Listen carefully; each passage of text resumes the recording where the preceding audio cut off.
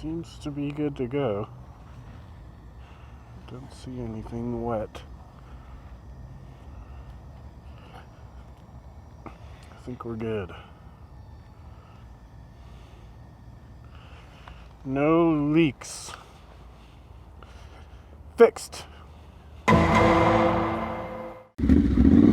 realized that I left you guys a little bit on a cliffhanger on the last video of what's going on with the oil leak on my Scrambler. On 4th of July, the buds and I took this up to Triumph of Seattle to get an appointment made for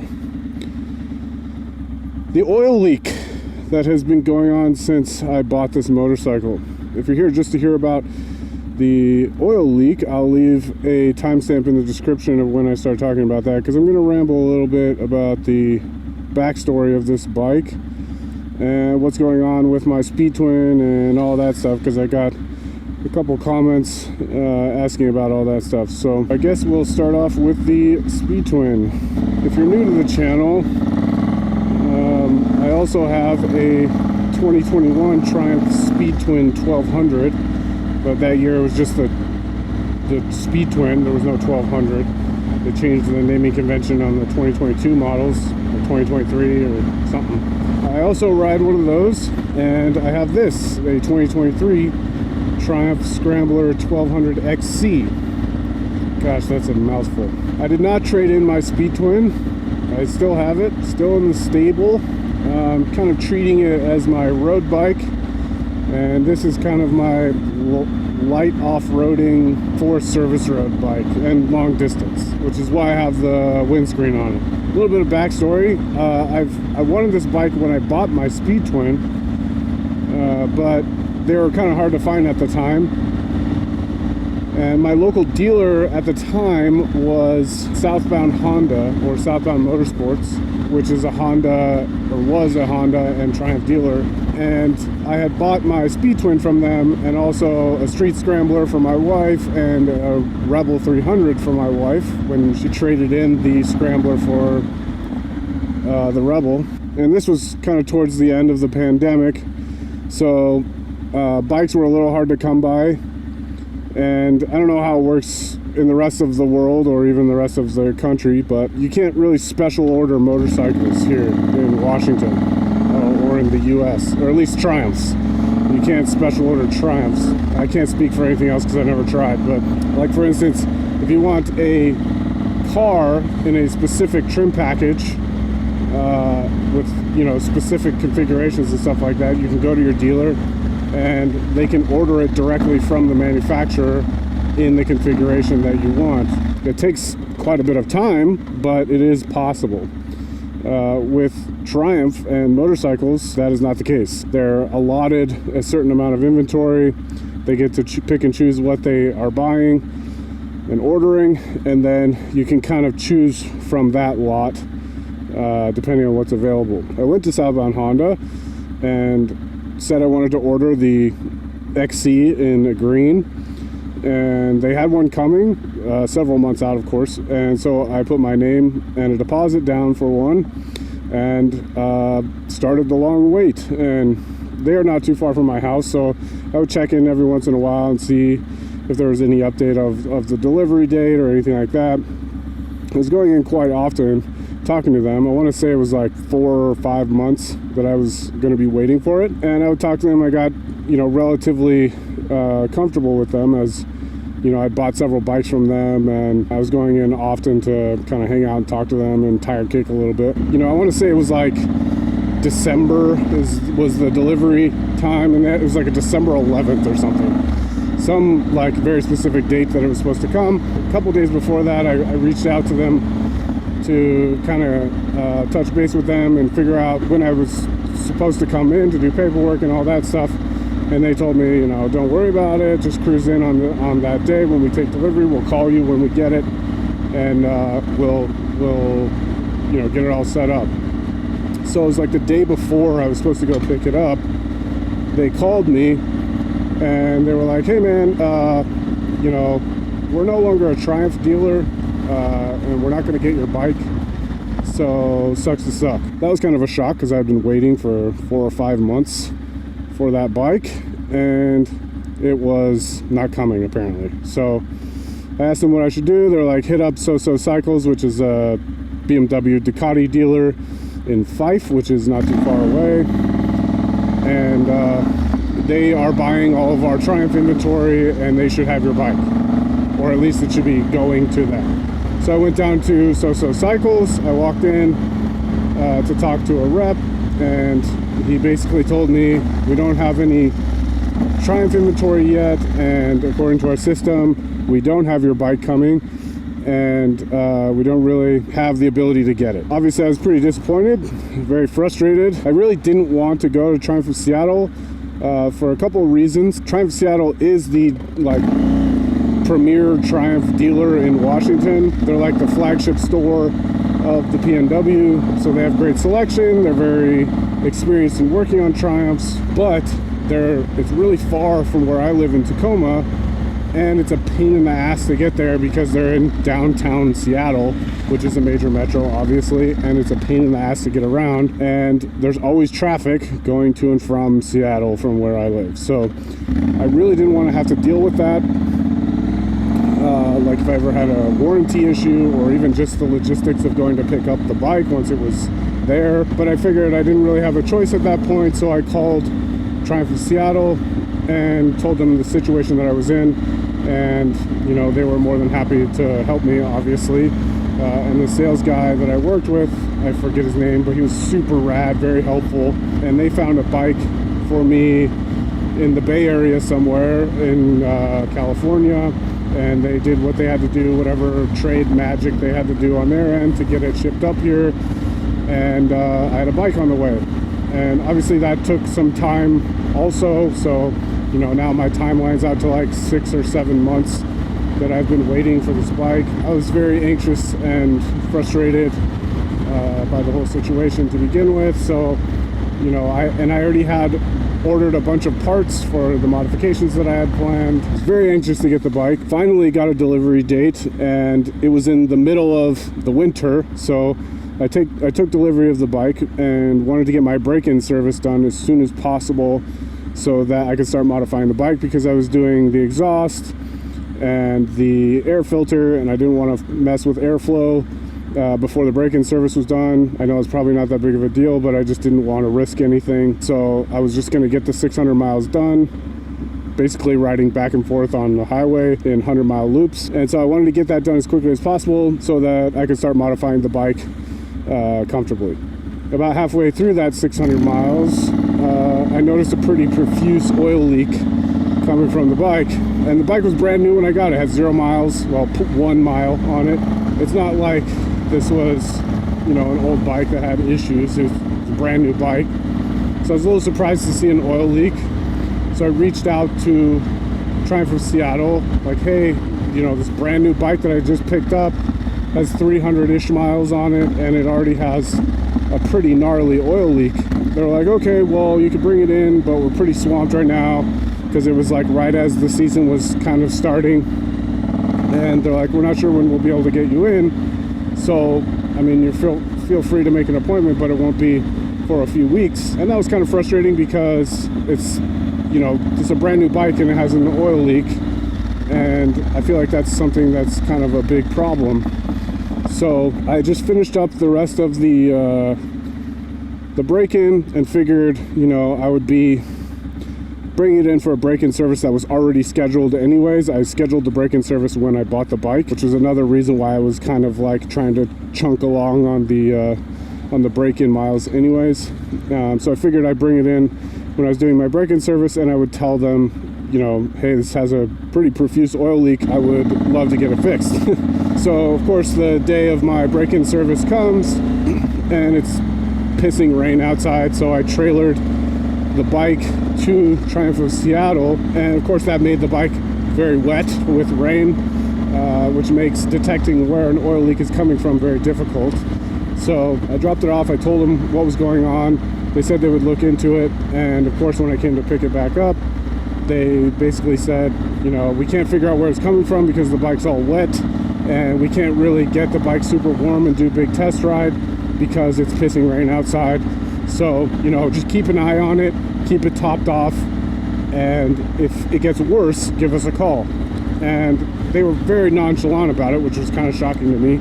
But I figured they've been doing this for a long time, and they've been working on Triumphs for a really long time, so they know better than I do. But to me, a brand new bike with a relatively profuse oil leak is kind of a big deal, especially in a bike as expensive as this one. So I just figured I would trust them and I would keep an eye on it. So the weather finally kind of like cleared up, and I started riding it a lot more, and sure enough, the oil leak got worse.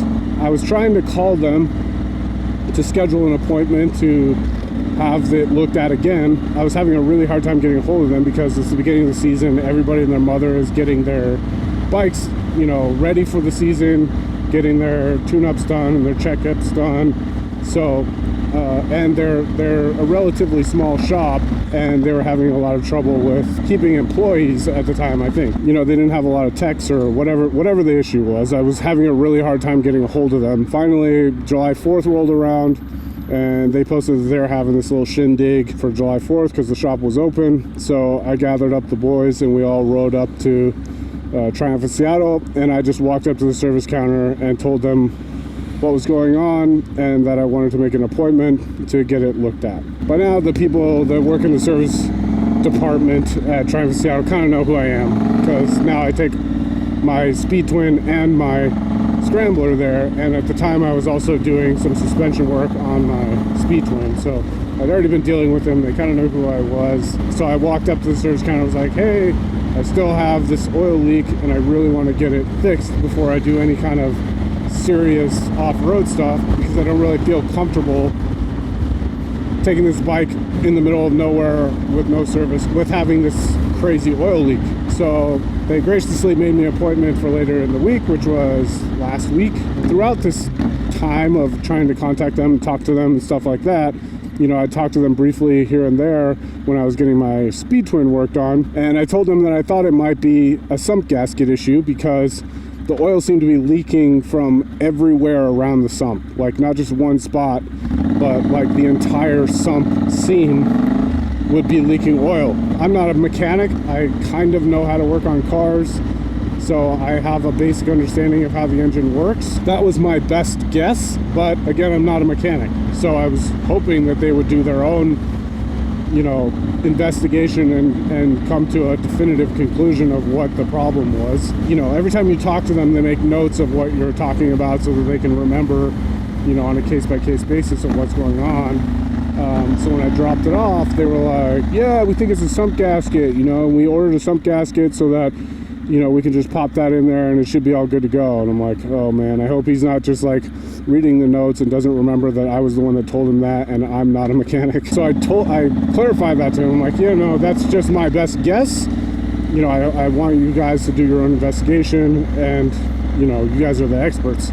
So, oh yeah, no problem. I'm like, okay. In the time that I've been waiting to get this bike worked on, I had done all the modifications, obviously. I put on the unit garage fairings, I had done the exhaust, the engine bars, which the engine bars and the unit garage fairings mount to the engine mount. So I had to take all that stuff off in order to get to the sump. Luckily, I rode the bike out there to the appointment so that it would be hot and it would be leaking oil, because the oil only leaks when the engine's hot. I figured that was the best way to kind of like set them up for success, so they can kind of just literally just look at it and see that it's leaking pretty bad and figure out what's going on. I dropped it off on Friday night, right as they were closing, and they were supposed to work on it Saturday and then it would be done. I guess they weren't anticipating me to have so many modifications that would make it a pain in the ass to get to the motor. They finally called me on Saturday night and they were like, hey man, you know, it's taking a lot longer than we thought because we're having to do all this like extra stuff to get to the motor. It'll be ready on Tuesday. They're closed Sunday and Monday. So I was like, okay, fine, whatever. I didn't have any really rides planned anyway, so not that big of a deal.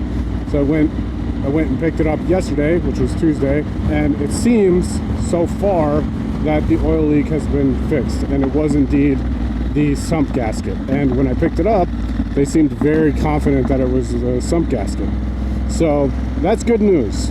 The Oil leak is, as of right now, fixed. It's not leaking. I'm doing kind of more kind of like doodle writing just to make sure that it's not going to leak again. I rode it home from Seattle, and when I got home I checked and it wasn't leaking, which is good, but we'll see. They also did a couple of other things. When they took the fairings off, they kind of figured out how to make it so that the TFT does not... Oh, God damn it. I'm stuck.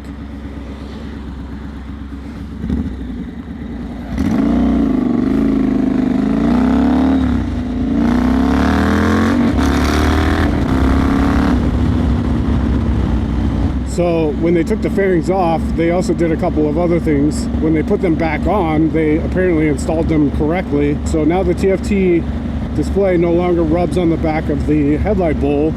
However, what that means is that the fairing bar, the crossbar that goes across that holds the fairings in place, is now lower and is rubbing, not rubbing, but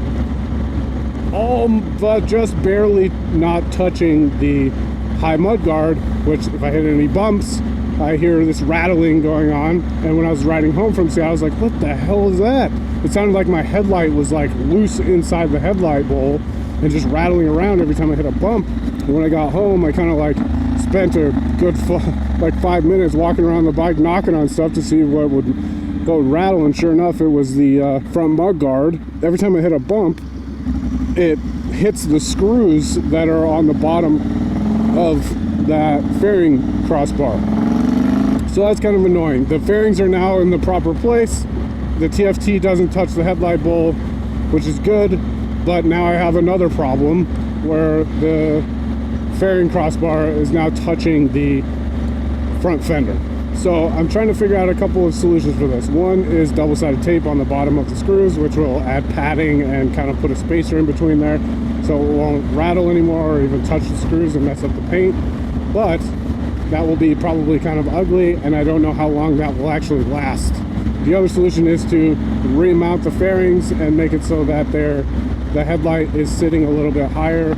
The whole fairings are sitting a little bit higher so that they don't touch, but I'm afraid that I'll just have the same problem I had before. So I'm still kind of trying to figure out what that all looks like, but at the end of the day, it's really not that big of a deal, and I'm sure I'll figure it out. The windscreen is still a little bit crooked, as you can see, maybe, and the vibrations that you get at low speed, as you can see, and off-road are still very prevalent. The fairings are still not sitting perfectly concentric with the forks, so the right side fork still rubs, and the left side fork has plenty of space. I can fit my finger in there. That's still kind of annoying. I'm probably the only person that will ever notice that, but it is what it is. This is irritating. The vibrations that are going on here is really irritating because it makes the Garmin that would normally mount there pretty much unreadable at low speed. So I don't know that there's much of a solution for that, but you know, I guess it is what it is. So I guess in summary, to answer all of your burning questions, no, I did not get rid of the Speed Twin. I still plan on riding it often. This bike is pretty much to ride... Oh, there's some crack use right there out in the open. This bike is pretty much just to be my off-road / touring bike for longer distances and light off-roading, BDR type of stuff. There was an oil leak, and that seems to have been fixed by swapping out or changing the sump gasket. The service department didn't really give me much information of what they found when they actually took apart the sump. Like if from the factory the gasket just wasn't installed correctly, or there was no gasket at all, or what the issue was. All they said was that they put in the new sump gasket and it seems to have fixed the problem. So that's good, but it's a little alarming that this quite expensive motorcycle, to me, was leaking from the factory with 0 miles on it. It had an oil leak from the sump. That's kind of alarming. They fixed it under warranty. I didn't have to pay for it, which is great. I'm hoping that that fixed the problem. We're all good to go and there's no more issues. But beyond that, that's, I mean, pretty much it. The check engine light went away on its own after I changed the exhaust, after like right at about 1,100 miles, 1,100 miles. it turned off. I didn't do anything different. I was just riding it, and it just, one day I started it and it wasn't there anymore. When I changed the exhaust on this bike, because you have to take the catalytic converter off in order to change the exhaust, it threw a code, and I had to check engine light. And I was gonna have Triumph of Seattle.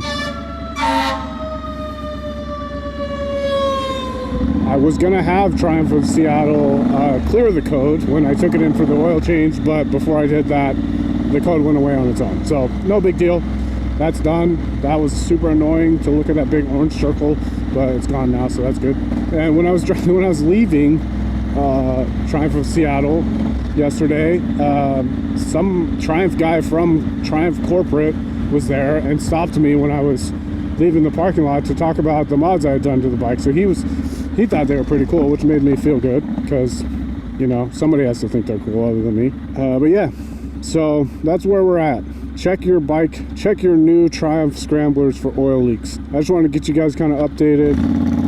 Still be making content with the Speed Twin, and we'll also be making content with the Scrambler, which will probably be a little bit more off-road oriented usually. I still ride this thing on the road because it's a ton of fun to ride. Most of the content that I make with this will probably be more off-road oriented as I learn to ride off-road on a very heavy, expensive motorcycle. Relearn, I should say. I rode dirt bikes growing up, but never a big bike, and it's been a lot of years since I've been on a dirt bike. So I'm going to learn how to ride off-road on probably the worst bike possible to learn it on. So go me. Anyway, that's pretty much it. So thanks for hanging out.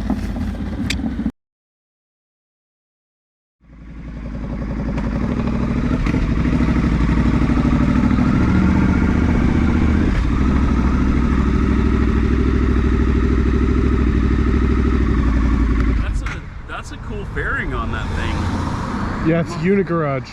Holy moly, that thing's cool. Yeah, pricey, but it was it? Yeah, but they look great. Yeah, and man, I've never seen one. It comes from the factory paint matched. Yeah, that thing's cool. With the little bar under it. Yeah. And it includes the windscreen. What's that? And it includes the windscreen. Wow, that looks super cool. I've not seen one. Yeah. They're pretty sweet. Yeah.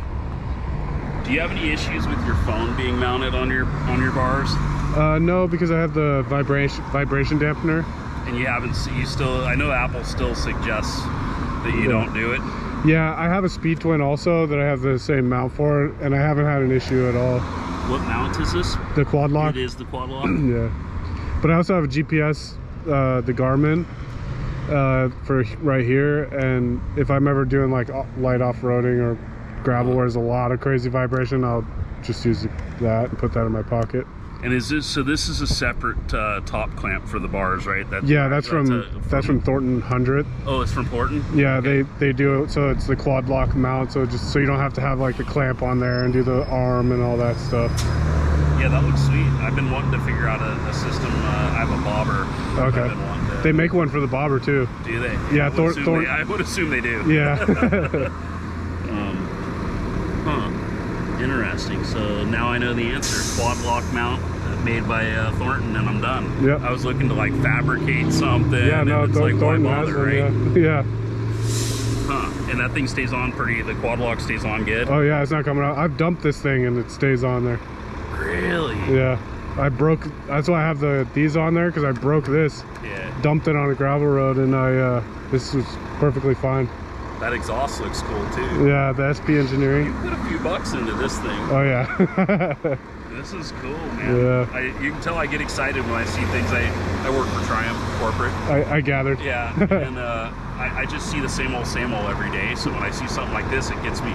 Like motorcycles just don't excite me anymore because I see the same ones every day, right? Yep. Like when I see something like this, it's like yes. Yeah, yeah. I've always wanted one, and when I bought it, because my Speed Twin, I planned on like spending a bunch of money, and then I kind of just fell in love with the way it looked as it was, so I kind of left it. I did the British Customs exhaust, and that was pretty much it. Tail tidy and all that. But this one, I bought it very much with a plan. Yeah. Very much with like a plan of what I was gonna do with it. Like the headlight cowl is the XE version, The risers are the XE risers. And then I had everything powder coated, which taking the swing arm off of these is a pain in the ass. But I did that. That's probably part of what I'm noticing without even realizing it, is you did the subtle little things where you blacked out things that weren't blacked out on the bike, right? Yep. And it's those things where you don't even notice it. I changed the number. This is custom. I had this custom made. I hate the number board on these. So I changed that. And then I painted the crash bars, painted the pedals. That's what I'm noticing is it's like the subtle little details that you don't even realize. Yep. That's why it looks so good. good. I mean, it's not really that much stuff, but it's just enough to like make it look custom. This is the most expensive piece, and that's it. I mean, everything else is just like painting stuff and swapping subtle parts. And the indicators, tail tidies, stuff like that. Simple, you know. Yeah. And how do you like the case on your quad lock case? Is it like the new ones are way better. The old ones, they had this like bulge on the back where it mounted. Asking, like, so they're not obnoxious when you're just carrying them. No, it's like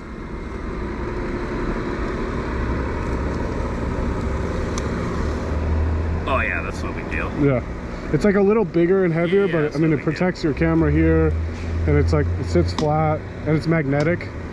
So you can like clamp it to stuff and it stays. Sort of stays, Pretty sweet. And it charges. Yep, this is the wireless charger. That's the sweet I ran thing, it. right? I ran it back here and under the tank and back into the USB. Do you know about how much this clamp costs? I think it was like 120 bucks or something like that. Not too bad. So all in, you're probably a couple $100. Yeah, it's probably 250 bucks all in. With the vibration dampener and the wireless charger. And you can do it without any issues with your camera? No. Interesting. Looks like somebody's coming, so I'll let you go. All right, brother. All right, hey, thank you. Yeah, no problem. Everything looks sweet. Thanks.